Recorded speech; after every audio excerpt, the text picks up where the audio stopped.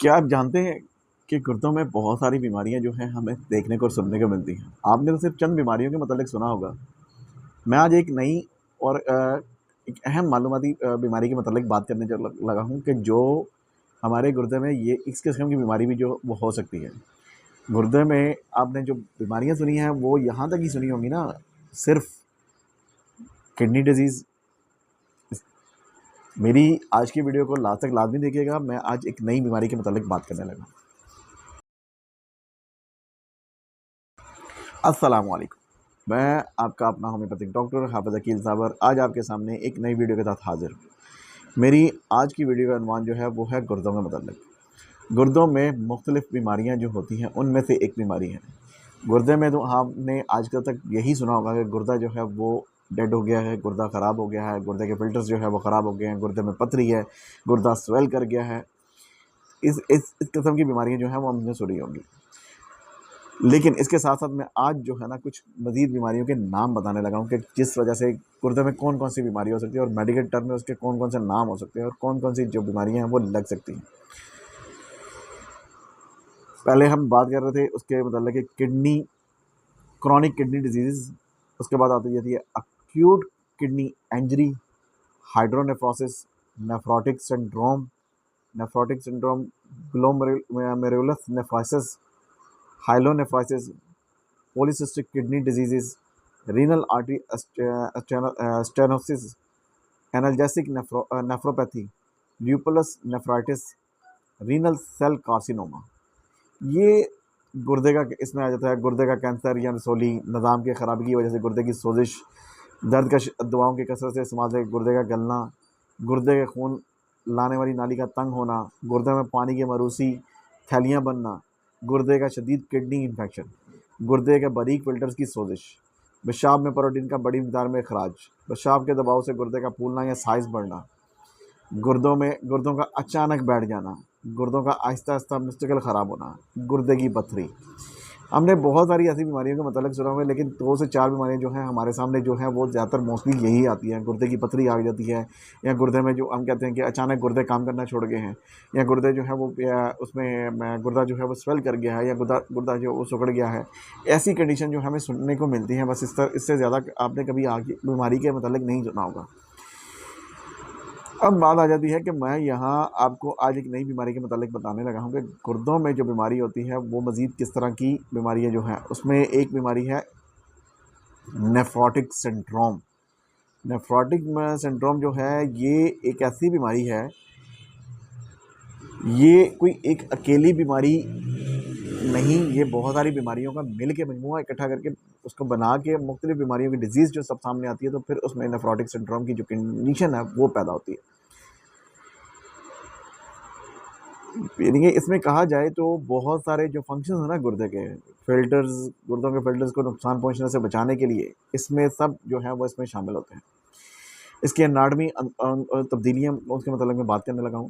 ہمارے دونوں گردوں کے اندر لاکھوں مائکروسکوپک چھلنیاں ہوتی ہیں جنہیں ہم گلومیرولس کہتے ہیں، اور یہ بریک خلیات کی بنی ہوتی ہیں، اور یہ ایک حفاظتی تہہ کی طرح ہوتی ہیں، اور یہ پوڈیوسائسٹس میں یہ فلٹر خون کو چھانتے وقت جسم کے لیے ضروری چیزوں سے پروٹین اور سرخ خلیات کو جو ہے وہ جسم سے علیحدہ کرتے ہیں اور کچرے کو پیشاب میں بیچ دیتے ہیں۔ بیماری میں ہونے والی تبدیلی، نیفروٹک سنڈروم کی خرابی یا امیون سسٹم مدافعت کے نظام کی پوڈیوسسٹ سوزش کی وجہ سے ان باریک خلیات کی بناوٹ جو ہے وہ تباہ ہو جاتی ہے اور فلٹر کے سوراخ جو ہیں وہ بند ہو جاتے ہیں۔ نتیجہ یہ نکلتا ہے کہ جسم کا سب سے قیمتی حصہ البیومن، پروٹین، وہ جو ہے سوراخوں سے خارج ہونا شروع ہوتا ہے، بڑی مقدار میں ضائع ہو جاتی ہے، اور جس سے وہ پیشاب کے رستے جو ہے وہ ضائع ہونا شروع ہو جاتی ہے۔ جسم کا بگڑتا ہوا نظام اس میں وجہ ہے۔ جب خون سے پروٹین مستقل خارج ہوتا ہے تو خون کی نالیوں کا اندرونی دباؤ برقرار نہیں رہتا اور نالیوں کا پانی نکل کر جسم کے ٹیشوز میں جمع ہونے لگتا ہے، جو شدید سوجن پیدا کرتا ہے۔ دوسری جگہ اس پروٹین کی کمی کو پورا کرنے کے لیے جگر ناکام کوشش میں زیادہ تر چربی بنانے لگتا ہے، جس سے خون میں کولیسٹرول کا لیول بڑھنا شروع ہو جاتا ہے۔ دیکھیں، ہر چیز نظام جڑا ہوا ہے۔ انسان گردوں کی بیماری کس کس نوعیت کی ہو سکتی ہے کہ اس میں لیور جو ہے وہ کس حد تک اس میں ملوث ہے. جگر جو ہے وہ ایکسٹرا کیا کام کرنا شروع کرتا ہے, وہ ایکسٹرا جو ہے وہ چربی بنانے کی کوشش کرتا ہے, اس سے کولیسٹرول کا لیول جو ہے وہ بڑھنا شروع ہو جاتا ہے جب جسم سے پروٹین کا اخراج ہونا شروع ہو جائے. اس بیماری کے وجوہات کو دو بڑے حصوں میں تقسیم کیا جا سکتا ہے. ایک جو پہلی ہے پرائمری وجوہات راستے گردے کے فلٹر کو بیمار کرتے ہیں, جیسے یہ بچوں میں, اچھا یہ بیماری بچوں میں بھی ہو جاتی ہے. منیمل چینجز ڈیزیز MCD بچوں میں کہا جاتا ہے اس بیماری کو. فلٹرز مستقل یا داغ یا اسکارننگ آ جاتا ہے, اس میں جو اس کے فلٹرز ہوتے ہیں نا اس میں داغ بڑھنا شروع ہو جاتا ہے یا اس میں اسکریچز آنا شروع ہو جاتے ہیں, اسکارنگ جس کو کہتے ہیں. سیکنڈری اس میں وجوہات جو دوسری علامات جو ہے جسم کی دوسری بیماری کی وجہ سے گردوں پر اثر ڈالتی ہے, جیسے سال پرانی شوگر, جیسے ہائی بلڈ پریشر یا مدافعت کے نظام کی بیماریاں جو ہیں وہ اس میں لگ جاتی ہیں. اچھا ان ساری بیماریوں کو علامات کیا ہوتی ہیں, وہی ان میں علامات کیا وہی دوسری علامات کی طرح جیسے ہوتی ہیں جیسے, لیکن کچھ اس میں کامن ہے لیکن ایک دو جو ہے اس میں تبدیلی بھی آتی ہے. جیسے صبح کے چہرے پر سوجن, آنکھوں کے نیچے سویلنگ, پورے چہرے پر جو ہے وہ سویلنگ سوجن جو ہے وہ نظر آتی ہے, ہاتھوں پاؤں کا سوجنا سویلنگ, ٹخنوں کا سوجنا پاؤں پہ, اور پیٹ پر پانی جمع ہونے کی علامات جو ہیں وہ اس میں پائی جاتی ہیں. پیشاب میں بہت زیادہ شدید جاگ, پروٹین انڈے کی سفیدی جیسا مادہ بڑی مقدار میں نکل رہا ہوتا ہے, اس لیے پیشاب میں غیر معمولی جاگ بنتا ہے. شدید تھکن اور کمزوری, جسم کی طاقت پروٹین ضائع ہونے کی وجہ سے مریض ہر وقت نڈال رہتا ہے. اچانک وزن بڑھنا, جسم میں فالتو پانی رکھنے کی وجہ سے مریض کا وزن تیزی سے بڑھتا ہے. یہ علامت ذرا ڈفرینٹ ہے دوسری بیماریوں سے, اور یہ شدید تکن اور کمزوری, جسم کی طاقت پروٹین ضائع ہونے کی وجہ سے مریض ہر وقت جو ہے وہ نڈال رہتا ہے. تشخیص کے لیے ضروری ٹیسٹ ڈائگنوسس, یعنی کہ جیسے ہم کڈنی اس کی سٹونز کے لیے یا ہائیڈرونیفروسس کے لیے یا ایکیوٹ کڈنی انجری کے لیے ٹیسٹ کرتے ہیں, اسی طرح اسی بیماری کو ڈائگنوز کرنے کے لیے بھی مختلف نوعیت کے جو ہیں وہ ٹیسٹ کروائے جاتے ہیں. اس میں 24 آورز پروٹین ٹیسٹ ہوتا ہے, مریض کا 24 گھنٹے کا پیشاب جمع کر کے پروٹین ناپا جاتا ہے. اگر یہ 3.5 گرام سے زیادہ ہو تو یہ نیفروٹک سنڈروم کی نشانی ہے. Spot urine protein انکریٹینائن ratio UPCR, پیشاب کا ایک عام نمونہ لے کر پروٹین کے لیکیج کا ریشو چیک کرنا. یہ خون کا اس کے بعد اس کے ساتھ ساتھ جو ہے وہ سیرم البیومن بلڈ ٹیسٹ, یہ خون کا ٹیسٹ بتاتا ہے کہ خون میں پروٹین کتنا کم ہو چکا ہے. یہ اسے نیچے گرنا, یہ 25 طور پر یہ 25 ملی گرام اس میں ML ڈیسیمیٹر کے لحاظ سے جو ہے وہ ملی گرام کے لحاظ سے نوٹ کیا جاتا ہے. خون میں کولیسٹرول اور ٹرائیگلائسائڈ لپڈ پروفائل کا بڑھا ہوا لیول چیک کرنے کے لیے. کڈنی بایوپسی, اگر ادویات اثر نہ کر رہی ہوں تو سوئی کے ذریعے گردے کا گوشت کا چھوٹا سا ٹکڑا لے کر لیبارٹری میں اصل وجہ کا پتہ لگایا جا سکتا ہے. کڈنی بایوپسی, اگر ادویات اثر نہ کر رہی ہوں تو سوئی کے ذریعے گردے کے گوشت کا چھوٹا سا ٹکڑا لے کر لیبارٹری میں اصل وجہ کا پتہ لگایا جا سکتا ہے. یہ ٹیسٹ کافی جو ہے وہ خطرناک بھی ہے, اور لیبارٹری جو ہے وہ بڑی احتیاط کے ساتھ اس ٹیسٹ کو کرتی ہے. گردے کس حد تک خراب ہو سکتے ہیں, اس میں سوال سب کا بنتا ہے کہ جیسے باقی بیماریوں میں گردے خراب ہو جاتے ہیں, کیا اس بیماری میں بھی گردے جو ہیں وہ کس حد تک خراب ہو جاتے ہیں. دیکھیں مکمل بحالی کے چانسز بھی ہوتے ہیں اس میں. بچوں میں ہونے والے نیفروٹک سنڈروم کی جو علامات ہوتی ہیں, منیمل چینجز صحیح علاج سنڈروم اور سخت پرہیز سے اکثر مکمل طور پر ٹھیک ہو جاتا ہے اور گردے محفوظ رہتے ہیں. مستقل کڈنی کا فلٹر کا خطرہ, اگر یہ بیماری بڑوں میں ہو, فلٹر کا مستقل خراب ہونا FSGS یا اس کی وجہ سے اس وقت پر صحیح علاج نہ کیا جائے تو یہ آہستہ آہستہ یعنی CKD stage acute kidney injury یا ایکیوٹ کڈنی ڈیزیز جو ہوتی ہے اس کا اسٹیج 5 تک چلے جاتے ہیں. تو یہ جو ہے اس طرف بیماری جو ہے وہ چلی جاتی ہے, اور یہ ڈائلسس یا کڈنی کی جو پرابلم ہوتی ہے پھر وہ کڈنی ڈائلسس پہ چلے جاتے ہیں یا کڈنی ٹرانسپلانٹ کروانے پڑتے ہیں.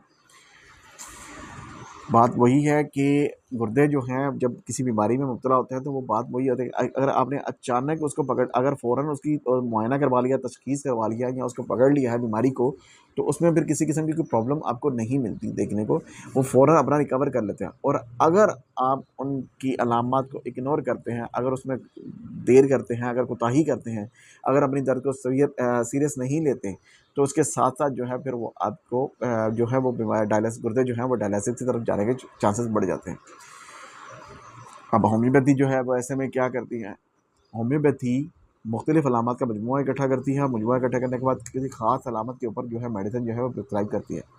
اسی میں اسی طرح جو ہے اگر سویلنگ ہے تو ایپس میلیفیکا ہے, ایل سیرم ہے, سیرم انجویلی جو استعمال میڈیسن جو ہے وہ استعمال ہوتی ہے. اگر گردے کے پروٹین جو فلٹرز ہیں وہ خراب ہو گئے ہیں یا اس میں پروٹین بہت زیادہ آنی شروع ہو گئی, تو ایسی سچویشن میں جو ہے وہ ایل سیرم جو ہے وہ میڈیسن استعمال کروائی جاتی ہے. اس کے ساتھ ساتھ آرتھرک البم جو ہے وہ جگر پر جسم پر بہت زیادہ سوجن ہے, مریض کو شدید جسمانی تھکاوٹ ہے یا اس میں پروٹین جو ہے بہت زیادہ خارج ہو رہی ہے, تو اسی میں استعمال کروائی جاتی ہے.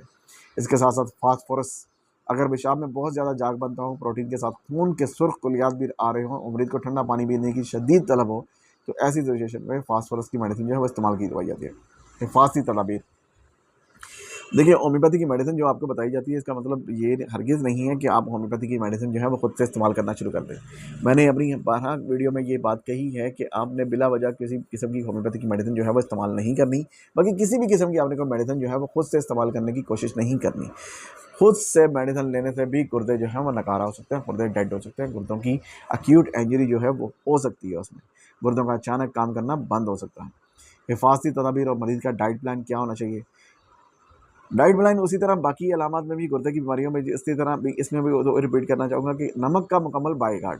جسم میں اگر پانی کی زیادتی ہے تو جسم کا پانی کا جو ہے درے کا استعمال نہ کریں, یعنی کہ پانی اندھا دودھ استعمال نہ کریں.